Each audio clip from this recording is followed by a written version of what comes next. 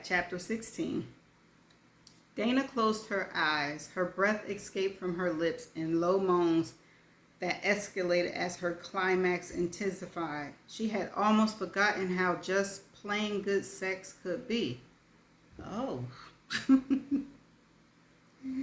So she went ahead and did it. Sean rolled off her onto his back, and Dana sneaked a peek at the Chivalry liquid-filled condom on his now limp penis. It had been years since she'd seen one. Sean said as he slowly raised to a sitting position. You can give me a heart attack. Oh no, not the first time out. The third, maybe. The third. Sounds like you've got a real serious plan for me tonight. Dana feigned hurt feelings. Aren't you interested? He moved the used... Yeah. That's another word for condom, but... Anyway, he removed the used prophylactic, I think that's how it's pronounced, tossed it into the trash, and quickly turned to take her in his arms, nuzzled hungrily on her neck. You know I am. Did I make you happy? She snuggled comfortably in his embrace. Extremely. Good. We'll wait a few minutes. Give me a chance to catch my breath, and then I'll give you some more. Happiness, he chuckled. Can we take our time, or do you have to be home by a certain hour? No, Brittany is spending the night with a friend. He moved his large hand up and down her body. Great. So we've got the whole night. Norrell shifted uncomfortably in her chair. This new dermatology account, the first CDN had garnered through its advertising, made her fidgety. Visit after visit about teenagers with acne, adults with don't know how to pronounce that one. And youngsters with disease like impetigo. Okay, they get me this chapter with these words. Impetigo and scabies had her wanting to scratch herself all over, and for hours afterwards she felt imaginary beings crawling up her skin. Transcribing consecutive similar cases made Norrell miss the days of multi-specialty hospital work, but she couldn't argue with success. CDN was doing great. This week alone, they had 2 more inquiries for medical practices. She and Dana were scheduled to meet with representatives from both of them next week. For some reason, Norrell felt especially energized this evening. She worked until 10:30 p.m., which, coupled with her work early in the day, was enough to complete all of the dictations for that client. The work wasn't due back until Tuesday. The client would be pleased, and so would Dana and Cece. Several of their contractors had left the CDN roster altogether, while others had cut down on their hours. CDN paid competitive rates and more frequently than their competitors, but some of the women cited the need for health benefits due to marital breakups or spouse's layoff. Others had forgotten to pay their quarterly self-employment taxes, were now in hot water with the IRS, and had decided to work as employees so taxes would automatically be deducted from their earnings. It had been difficult to find qualified replacements, and the workload for the 3 partners had gotten heavier, particularly for her, since Dana and Cece both had other jobs. They've got families too. Norrell pushed the thought out of her head. How long, she wondered, would it be before this terrible longing for a child of her own went away? Would she still hurt like this a year from now, in 5 years, in 10? As she straightened up her desk and she wondered what Dana was doing right about now, Dana had said Sean would pick her up for dinner at 7:30, 3 hours ago. They certainly had plenty of time to eat by now. Dana had named the restaurant where they would be dining, and Norrell knew it was conveniently located in the lobby of a downtown hotel. Dana seemed especially excited about tonight, And since she'd been dating Sean for weeks, it could only be for one reason. No, Norrell fervently hoped Dana would sleep with him once or twice and then drop him, but she was afraid that once Dana had a sample, she wouldn't want to let go. She feared her friend would be hurt in the end. "Hey, Norrell, it's after 10. How long you gonna be?" Vic called from downstairs. "I'm just finishing up," she called back. She signed quietly. Vic hadn't bothered to disguise an annoyed tone. He clearly resented the time she devoted to CDN. Norrell didn't understand what the big deal was. She asked if he wanted to go out, maybe bowling or something, since Jessica and Amber were here this weekend. He said no, suggesting they stay in and order pizza and rent a movie. The girls picked some sci-fi movie, a genre Norrell hated. After eating her pizza, she excused herself and gone up to her office. She could hear Vic and the girls reacting to the film. Obviously, they were having a good time, but she simply couldn't get interested in the movie, and Lord knew she had plenty of work to do. She descended the stairs. "How was the movie?" she asked cheerfully. "It was good. How was work?" "Fulfilling." "Oh, Norrell, you work too hard," Jessica said. "Working hard is a given when you run a business. Look how hard your father works." She wished she could tell them how Vic had jumped through hoops just a few days ago to obtain a $50,000 cash bond for a client who'd been busted for operating a meth lab.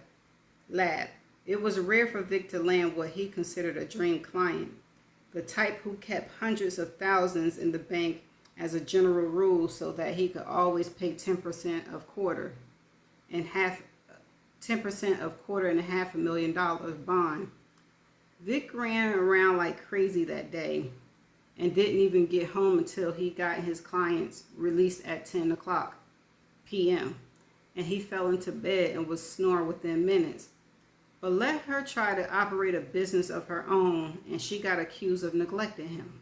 She knew what he would say if she brought up his drug dealing client. "I made 50 grand that day, Norrell. You won't make that much in a year, at least not your first year." So she just kept quiet. "Norrell, you going to clean up in here?" Vic asked. She glanced around at the drinking glasses dripping onto coasters on the coffee table, the greasy plate holding remnants of half-eaten pizza crust, and a dining room table with its pizza boxes, no doubt with big green stains on the bottom. "No," she calmly replied. "I think we can entrust that to Jessica and Amber." "I know that's right, because, girl, you ain't make that mess they did." "Aw, man," Amber moaned. "Don't forget to wipe the table good," Norrell said, unfazed. "Good night." Norrell, brushing her hair in front of her vanity, looked up as Vic entered their bedroom and closed the door behind him. "Norrell, what's wrong with you?" "Nothing's wrong with me," she said calmly, moving the brush to the hair growing from the nape of her neck. "I just don't like being treated like I'm the maid." "I've never treated you like a maid. You waited for me to come downstairs so you can ask me to clean up the mess you and the girls made? What would you call it?" "Exactly." When Vic hesitated, she rushed on. "When they're home with their mother, I'm not around to clean up after them." "All 4 of us ate, Norrell." "Yes, all of us did. But I think it's very inconsiderate of you to ask me to clean up, especially when you know I've been working." He took a few steps towards her, having recovered from being caught off guard moments before. "Before you started this company, you wouldn't have been upstairs working. You would have been sitting in the room with us, even if you were just reading a book." "But she's working now. Things change when you work." Norrell lowered the brush and stared at him incredulously. "Is that what all this is about? You think I'm spending too much time working?" "Vic, that's not fair. You know CDN is short-handed. If we don't deliver the work on time, we have to adjust the billing for being late. Having your own business means long hours. You of all people should know that. And I didn't go into this venture so it could fail." Her eyes searched his face anxiously. The last thing she wanted was for CDN to come between them. Vic, she prompted. Yeah, you coming to bed? Did he just ignore her?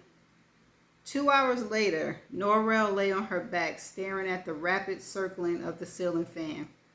Vic lay beside her, stretched out on his stomach in the large king-size bed. His snores and the gentle whirling of the fan, the only sounds in the room.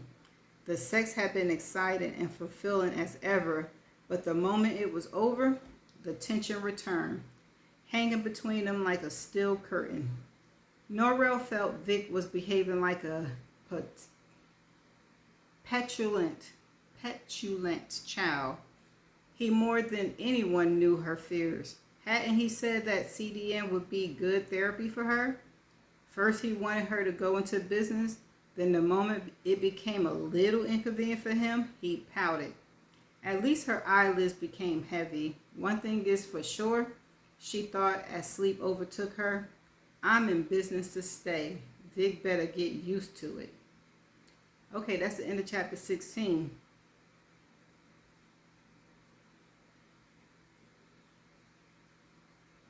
Well, stay tuned for the definition video because I don't have much to say about this chapter either. Let me think. There's 53 chapters. I think I might read to chapter maybe 25. And if it does not pick up, y'all know where this book gonna go. It's gonna go bye-bye. But stay tuned for the definition video. Please hold. Okay, and I'm back. The first word is spelled Prophylacitic. It's an adjective intended to prevent disease. And here is how it's pronounced. Prophylactic. Prophylactic. Okay, let's get the second word. Prophylactic is that word. Oh, the next word is spelled Rosacea.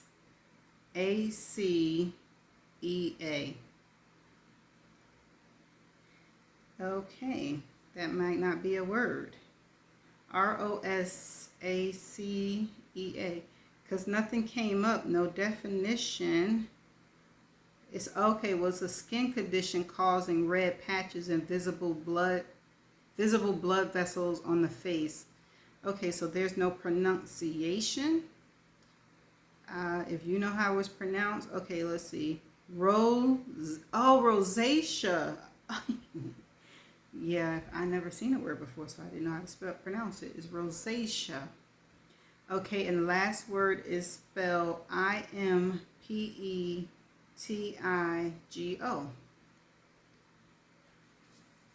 Okay, and it is another skin condition.